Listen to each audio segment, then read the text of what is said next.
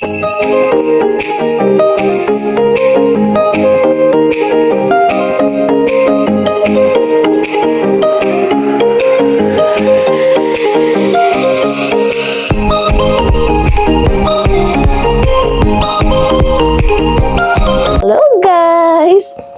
Monday! Kauuwi ko lang guys. Grabe sa sobrang pagod. Sobrang busy sa branch. Anong oras na? 5:59 PM. Hay, nakakawala ng pagod si Hailey kasi pag salubong sa akin ba naman ngiti-ngiti, tawa ng tawa, tapos nag-dance. Nagda-dance. Hindi ko nga na-videohan eh. Nanonood kasi ako ng vlog ni nila Alwin and Sis Emma eh. Excited lagi ito kapag dumadating si Mami. So, ayan guys. Kamusta ang lahat? Diyos ko, 3 AM na nakatulog kagabi. Tapos pumasok pa ako. Almost, sakto nga yung time ko pagdating ng work, 9:15. Umalis ako dito kanina mga 8:40 AM. So, ayan. Inalmusal namin yung bibingka ni Ate Jocelyn. O, diba? All the way from Montreal, nakarating ng Toronto, nakarating ng Vancouver yung bibingka. Pinag-aagawan pa namin ni Harold. Winarm up ko siya, guys, sa microwave. Yung parang kapirasong slice. Meron pa sa Ziploc. So, inalmusal namin. Tapos, sabi sa akin ni Harold, nasarapan kasi siya. Kakainin na daw niya lahat. Kasi pati yung mga natira pa doon sa Ziploc, minicrowave niya. Sabi ko, nasa na yun sa akin para mamaya pagdating ko nga ngayon, may meriendahin ako. Sabi ba naman sa akin? Kala ko pasalubong niyo to sa akin. Nag-aagawa kami doon sa bibingka. Ang sarap-sarap kasi. Thank you, Ate Jocelyn. The best ang bibingka. Yan, sa mga taga Montreal guys, order kayo kay Ate Jocelyn. Nagkapa-order siya nun. $30 daw yung isang tray niya. Sarap. Sana may natira pa. Mukhang wala na mama, no? Hindi alam ni mama. Ay! Meron pa ba? Teka. Ay, hindi. Wala na. Ano to? Mukhang wala Wala na yung Ziploc. Mukhang naubos na nga guys. Wala na. Ayan. Ang lamig-lamig sa labas. Feels like -6. Diyos ko, Lord. Dance. And nag-check ako ng meals. So, may dumating. Alam niyo na, pag ganitong brown envelope from Service Canada, open natin yan. Parang yan yung sigurong T4, ano ba? Hindi ko alam yung term eh. Ito yata yung parang statement or, ano ba sabihin? Parang T4 siya ng Service Canada nung nakamatleave ako. Last year. So, ito yung document na isasama ko sa pag nag-file ng tax. So, tingnan natin kung ito nga yun. Hindi ko alam yung term. Makalimutan ko. But let's open. Nakatingin si Hailey, Takpan lang natin yung Ay, ang pangit naman na bukas ni Mami. Let's open. Check ko muna, guys. Ay. Wala pa yung T4 namin sa work, Wait, is it this one? Service Canada. Ay, letter lang. Hindi pala siya. Letter lang pala. Akala ko ito na yung parang Statement of earnings, mga ganon. Hindi pala. Ano yun? Teka, ano ba? French naman yung sa likod Ayan. Basahin natin. Yan. Basahin ko lang na mabilisan. Sabi, the Canadian Dental Care Plan helps make dental care more affordable for eligible Canadian residents. Based on CRA records and your 2023 tax filing, you may have one or more dependent children under the age of 18 in your household who could qualify for the Canadian Dental Care Plan.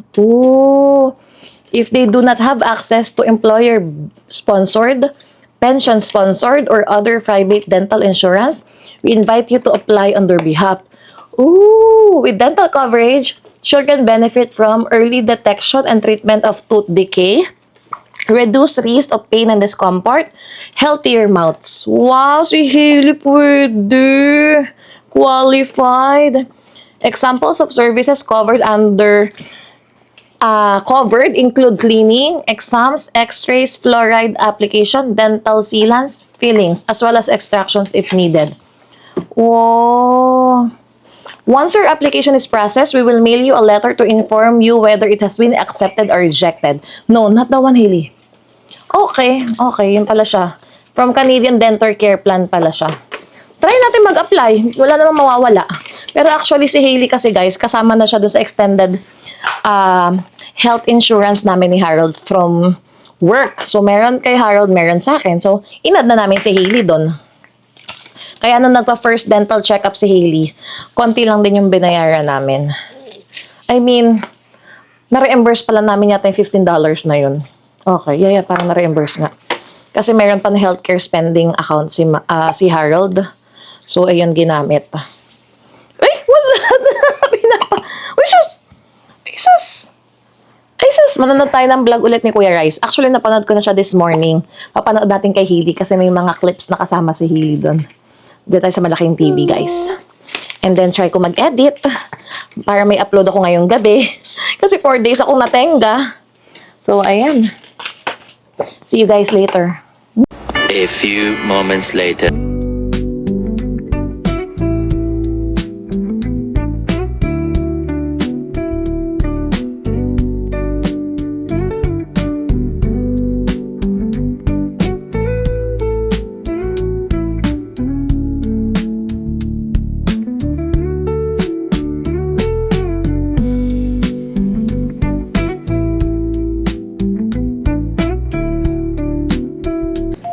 Good morning guys, happy Tuesday. Ayan, ganda ng sunrise namin, di ba pinakita ko. And ito, pag uwi ni Harold, may pasalubong galing work. Meron daw silang parang party na sineselebrate dahil for 3 years wala daw parang na-accident sa work nila. Siguro yung WCB yan. Ayan ang inuwi niya. Tapos may nagpasalubong sa kanya neto, yung Chinese niyang katrabaho, galing China. Ayan. And ito, dala niya, cookies. Nag-uwi ng cookies, oh. 4. Ayan. O, diba? May pang snacks. Ayan ang inuwi niya. Yan ang pambawi niya, guys. Kasi tinanong ko siya ngayon kung inubos niya talaga yung bibingka na binigay sa amin ni Ate Jocelyn. Ngumiti sa akin. So, ibig sabihin, inubos niya kahapon. Ang sarap daw. Kala ko nag-joke lang. Tinutuon niya. Wala talaga itinira sa amin. Buti nakakain ako kahit konti. Ay. Ngayon lang yung nasarapan sa mga ganong dessert. Ayan, favorite lang yan. Leche flan. Tapos ayan, ganyan bibingka. And puto, medyo lang. Pero hindi talaga super favorite. Kaya ayan. Maaga akong gumising ngayon, 6:30. Kasi gusto kong mag-edit nung Toronto vlogs. Parang na-pressure ako kay Kuya Michael, pati kay Crystal na i-upload ko na. So, ito, try natin mag-edit, guys. So, I don't know kung mamayang gabi or bukas. Kasi syempre, papasok ako ng work. Hindi ako makaka-edit. Kaya, ayan. Edit muna. Maaga pa naman. Ayan. And kape-kape tayo, guys. Ayan. And ito pala, ininom ko na tong si Lola Remedios, oh. Food supplement syrup. Kasi, parang magkaka-sore throat ako. Dahil, sabi ni Harold, kakadaldal ko daw yan sa Spot Pinoy Anniversary. Kaya, unahan na natin, guys. So, ayan. Lola Remedios. Or, meron pa kami dito yung tolak angin. Ito muna kasi hindi pa ubos eh. So, ayan. Mamaya ulit, guys. Say duck! You say duck! Duck! You say duck! You say duck first. Duck! Wow! Good job! Say duck! Wala na ko. Is that your first? Hindi, pinos ko muna. Is it say duck? Say duck! Really? No! Say duck! Duck! Duck! Duck! Say duck! You say duck? Happy Tuesday, guys. Yan. Prepare na akong pumasok ng work. Kaso nakita ko itong niluluto ni Harold. Mainit ba? Parang mainit ah. Nasa na ba yung... Open natin. Wait lang. Gamitin natin ang pot holder ng Spot Pinoy. O, diba? Yan, mainit kasi yung takip. Yan. Parang humba tong lulutuin ah. Han, humba ba to? Humba? Busy. Nagne-nail cutter kay Hailey. Ayan oh, may ano pa oh. Ano nga to, Han? Ano nga tong ano mo? Spices mo to? Blossom, keme. Ano to? Oh, basta. Alam nyo na yan, guys. Mukhang humba nga. Ay, ang sarap ng pinag-anuhan ng longganisa. Ang sarap sa rice to. Ayun, yung mamantika-tika, oh. Naku, lagi ko nga yung rice ko dyan kasi kakain ako ng longganisa breakfast bago ko umalis, guys. Ayan. Ayan sila. Oh. Liwanag, oh. Time check, 7:49.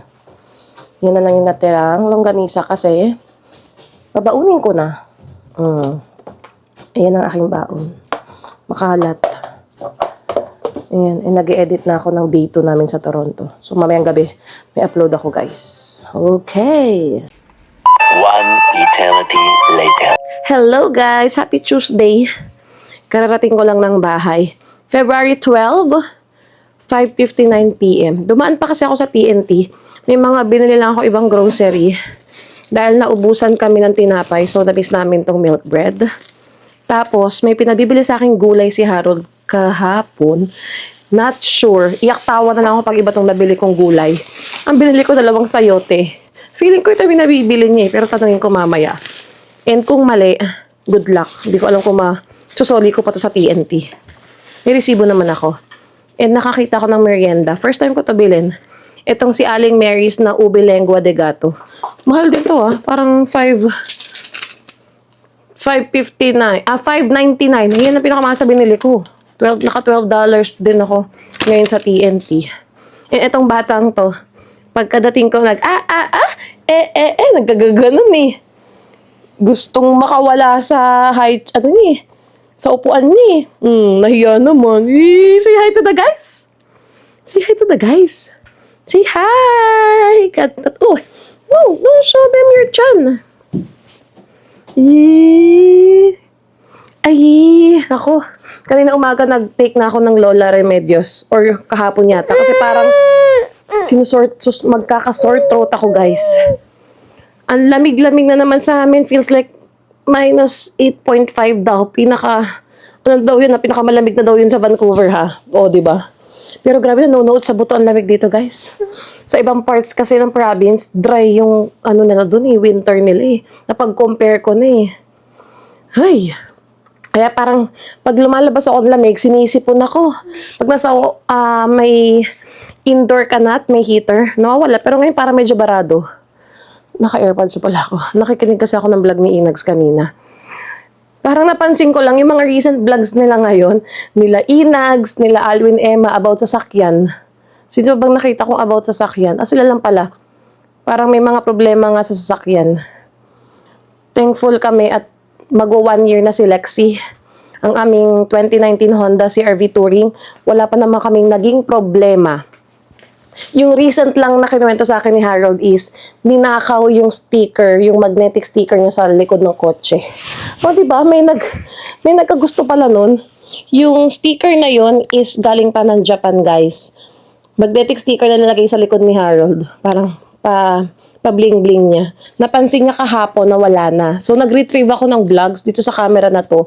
Nung nagpunta kami sa Valley Village, nahagip yung likod ng kotse nung pababa na. Wala na yung sticker. So, medyo matagal na wala pala yun. Siyempre, hindi naman na alam ni Harold kung kailan at anong oras para i-retrieve sa dashcam. Kasi meron kaming dashcam sa front and sa rear, sa likod. So, hindi na siya mag-effort nun. Meron daw siyang kaibigan, pupunta ng Japan. Nagpabili siya ng 5. So, I don't know paano makakarating dito kapag nagpunta siguro. Meron din palang mga ganun nagkakakursunada dun sa parang simpleng sticker lang sa likod ng kotse. Buti hindi naman napano si Lexi. What's that? What do you want? Nothing there. You wanna try the lengua? You wanna try the lengua? Okay. Yun ang gusto ni Hailey. Let's open! Mamaya ulit, guys. Buksan ko lang to, kain kami. And then mag-upload na ako nung second day namin sa Toronto. Ang i-upload ko na yung pagpunta namin sa Niagara Falls. That's Daddy's. Daddy's yakisoba. Okay, guys. See you later. And guys, nanonood kami ng vlog ni Kuya Michael. Katatapos lang namin manood ng vlog ni Kuya Mark. Na-miss ko yung bibingka ni Ate Jocelyn. And ngayon naman, bumili ng taho si Kuya Michael. Ang sarap nung taho sa event. Same din yata yung pinagbilhan. So, naisip ko, tanungin ko nga sa FB group, dito sa mga taga Vancouver, kung saan nakakabili ng taho dito naman sa amin. Para ako nagkikrave ng taho, guys. Itong isa, tingnan nyo, oh. Kakatapos lang kumain. Yung last subo niya nung rice and sabaw, kinagaw sa akin. Kaya tingnan, nagkalat na yung bibig sa yung bib niya, oh. Ligo ka na, Hailey? Ligo na. May snowstorm na naman daw sa Toronto. Ingat kayo dyan. Yan. Nag-message sa akin kanina si Tita Kay eh. Get well soon, baby. May sakit yung apo ni Lola Kay. Hili. Sus, tingnan nyo naman to. Ayan. Maliligo na to si Hailey, guys. And meron palang nagpunta dito at asan na ba yung aking Saan na yun? Gusto ang dyan sa ilalim. Ay, nilagay pala sa ilalim na naman pala. At meron palang nag-pick up na naman guys ng aking McDonald's toy. Meron na naman tayong $5. Ayan. Para daw sa anak niya yun. Ang layo pa ng pinanggalingan nila ha. Para lang sa $5. At sa toy na yun pala, kinuha nila dito. From Cypress pa sila guys. Parang sa bundok, Cypress area. Nag-drive pa dito.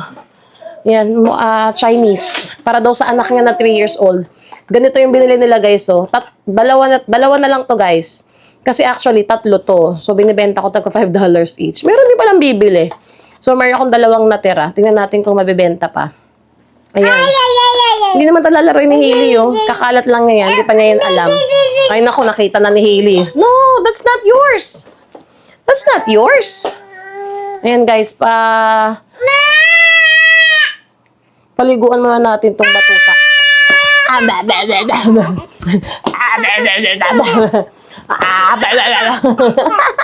here. Show them.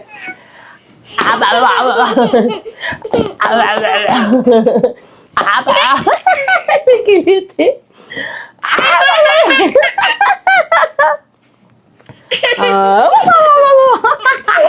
Other one.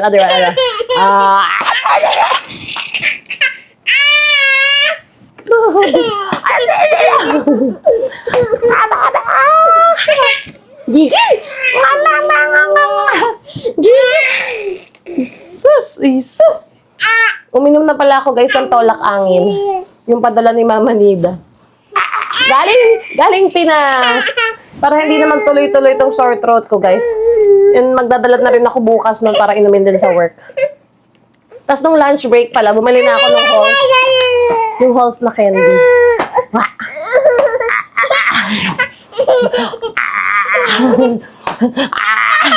Tama na nga. Mahirapan ka na naman matulog eh. Bye-bye.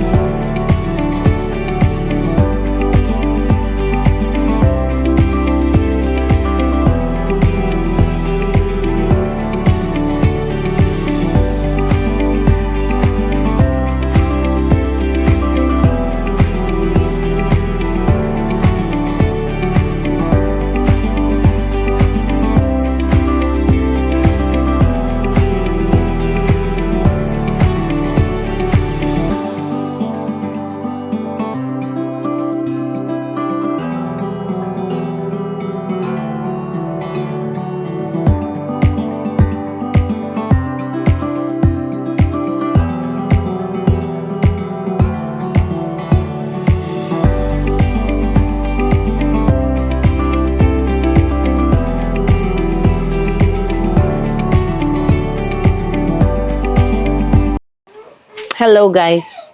Ayan, napablog tuloy ako. Dahil kapapanood lang namin ng vlog ni Kuya Michael dun sa Toronto. Tama nga si Ate Jamie at may free $10 Timbits. So, napababa naman ako dahil nasa baba lang namin naman yung Tim Hortons. Naglakad lang ako saglit dun sa may Skytrain. At napabili tayo ng 2 apple fritter. Ayan guys, worth ano siya, $3.18. Tapos nagkaroon tayo ng free Timbits. Oh, diba? 10 pieces. Buto na lang may natira pang Timbits. May memoryandahin bukas.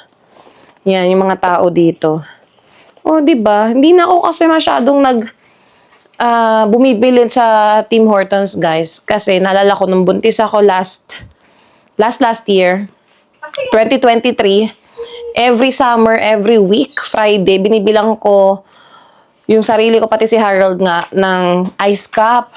So, magkano rin nagagastos every week sa ice cup. Sobrang init, 'di ba? Parang pasalubong ko kay Harold. Kasi nung time na yun, bandang summer ng 2023 is naka-short-term disability nga siya noon dahil nga na-aksidente dun sa kanyang scooter. So, nasa bahay lang siya. Siguro mga 2 to 3 months. Yun. Lagi kami nabili. Dahil ang lapit ng Tim Hortons talaga. Doon sa may Skytrain lang siya sa gilid. Masayaw yung isa. Ayun. Napapabili lagi. So, medyo nilesen na namin yun para medyo tipid-tipid na. Kapag nagki-crave na lang talaga siya kami ng French vanilla, pupunta kami. So, this time, chinek ko yung Tim Hortons app ko. And, totoo nga, may 5 hours left na lang ako para i-activate yung free Timbits. Once nag-purchase ka ng $2.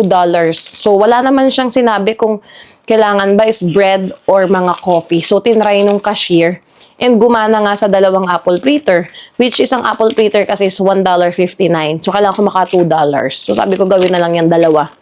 Sumobra pa nga $3.18. Nakalibre tayo. O, diba? Galing talaga ni Ate Jamie dyan sa mga pa-freebies saka sa mga discount. Kahit ako minsan, yung mga resibo ng Tim Hortons, meron niyang survey. Nagsusurvey ako dyan, naglalaan ako ng mga 5 minutes para makuha ko yung code. And then next, punta ko sa Tim Hortons. Meron akong parang $1 na ice cup or coffee, parang ganun. Yun ang pa-promo nila. And ayoko lang yung resibo nila doon kasi nga, ano na siya hindi na makita. So, hindi rin mabasa nung receipt hug up ko. Ewan ko kung magkakaroon ako ng coins dito or what. Pero tinry ko din. Hindi mabasa yung date. Ilang beses ko lang tinry. So, anyways, that's okay. Ayan, guys. Anong oras na dito? 8:36. Tapos na kami mag-dinner. Si Hailey papalitan na yan ng damit. At kakakain lang. Naghintay yan sa akin kanina eh.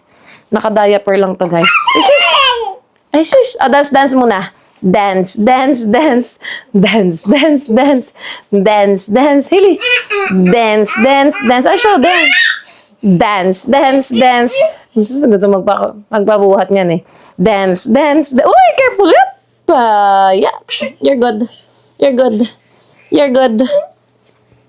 Batang madungis na, guys. Batang madungis. Ay, and nag-take na din ako ng Newsep. Parang umaano tong sipon ko, hindi nawawala. Ang batang madungis na nakadiaper lang, bibihisa na yan. Ba.